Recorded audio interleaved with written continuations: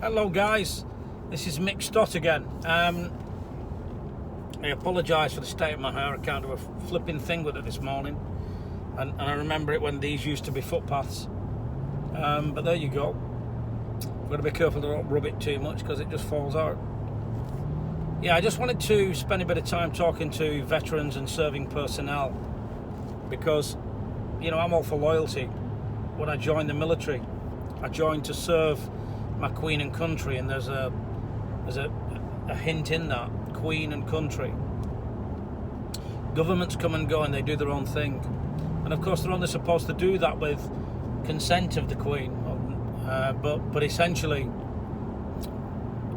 with what I discovered, and certainly with what I've looked at, it is definitely of interest to people that are currently serving and also our veterans. You know, can we trust our government? What have we learned from the past? If we don't learn from the past, we're always in danger of repeating it.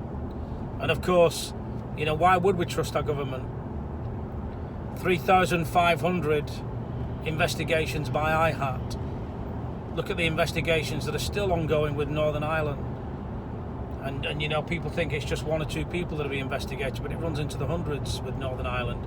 And yet everyone else after the Good Friday Agreement was allowed to just go on with their lives merrily. Just look at the suicides that came from IHAT. Look at the people that it impacted upon, the ripples that it sent through families of guys that thought they were being protected because they were serving Queen and country, and they weren't. It was as simple as that.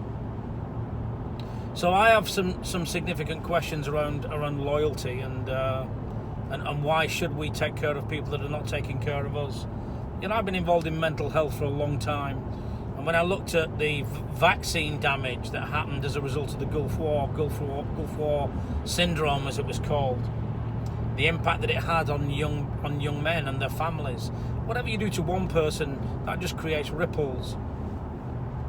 So for me, the government has always been in question. If we look at the reasons we've gone into conflicts, it's always been in question for me, even though I served for 30 years. And I've learned to trust in what people do, not what they say. And that's what I'm currently seeing at this moment in time. I'm currently seeing what the government are doing. And I have a challenge with the justifications that they're using to do what they do. You know, governments seldom take powers with the idea of ever giving them back. That just doesn't happen in reality, because that's not the way it works. And of course, I have no reason to trust Doris, because if I look at what happened even after the Brexit deal and serving personnel, I reckon there's a number of serving personnel that are probably not even aware of what they did.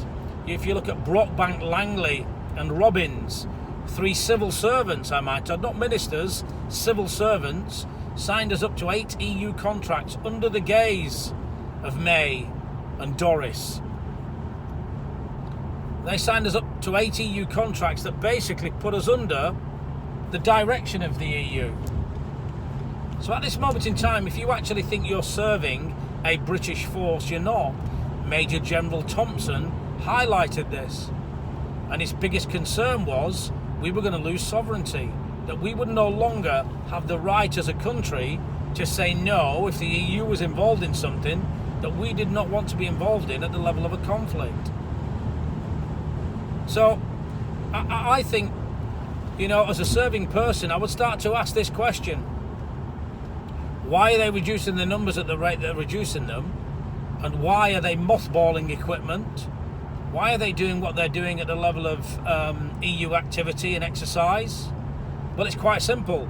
Because you fall under that oligarchy, which is the EU, a non-elected body, but a very rich body in terms of its finances. Now, the implications of this go even further than that, because ultimately, all defence procurement, all defence tasking, security, home security, will all fall under the EU. You will have less and less of a say as a British force. Never in history has that ever happened, by the way, guys. We've always been sovereign. We've always fought for sovereignty, and we've always maintained that, but no longer. And that came into effect in January 21, coincidentally. Because now as we look at how COVID is being used as a political tool, there's no surprises that all of these things seem to have happened at the same time. And of course, I signed up for Queen and Country. And the clue is in Queen and Country. But if we look at what the Queen did in 2001, she signed us up to the Nice Treaty, which again, literally, at that point, we came under and aligned to the EU on a level that we've never been aligned before. So in fact, what she did was she gave up her sovereignty. And as such, there were a number of barons that invoked Article 61 of the Magna Carta, because the Queen is supposed to serve us, and we are supposed to serve her in return. We are being governed by consent, essentially. We're being led by consent.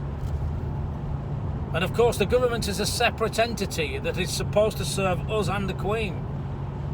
But in reality, it's not the case, because at this moment in time, the government are doing what they want. They've proved that by the number of statutes and laws and acts that they've introduced. Now, it's worth remembering that your basic human laws, your basic human rights, are always above legislation. They are higher than legislation. And yet, we see the government dictating to some of its agents to break the law and applying that legislation. And that's exactly what they are doing. I'm increasingly getting contacted by uniformed personnel, ex-police, ex-forces. And they are really, really suspicious of what is going on right now, for all the right reasons, I might add. So your loyalty, I can tell you now, is misplaced. We have no reason to be loyal to people that have already sold us over to the EU. Don't believe me in anything I'm telling you. Go and look for yourselves. It's there. It is there. So go and take a look. And of course, the strategy that's being deployed at the moment is to coerce people, incentivize people into this jab. Never in history has a vaccination been pushed on this level before, the way that it's being pushed. And of course, they say it's in our interest. It's in the interest of our safety and the interest of our health. Why would you take a vaccine or a jab that does not give you immunity, that does not stop it from spreading, and does not stop variants from being established as a result of the virus that you're supposedly immunizing people against? And of course, you know, they talk about the Nuremberg Code. I don't know if you're aware of the Nuremberg Code, but this was established exactly for this reason, so that nobody, no group of people could ever experiment on human beings again. And that's exactly what is happening when you say yes to the jab, or when you're forced to receive the jab because you say no. You lose your right to bodily integrity. It is basically the most basic human right that we have, along with all the others that are currently being lost because of this strategy that is being wheeled out across the country. You know, loyalty is a fantastic thing, but when it's misplaced and then you realise you've been duped, it comes at a hard price. It comes with a hard price. I'm going to invite veterans and soldiers out there to question what is going on. You know, you can't be given informed consent if no one knows to what extent you're going to be damaged by this experiment that's being wheeled upon you. That's not informed consent. Informed consent is, we have done a number of trials, we have done a number of studies, and these are the findings of those, so that you can make a decision based on informed consent as to whether or not you want to lose your bodily integrity, as to whether or not you want to receive this treatment, informed consent and bodily integrity isn't just about the jab, it's about the use of masks that are detrimental to your health. It's about doing things that are detrimental to your mental health and your mental well-being. All of that is informed consent.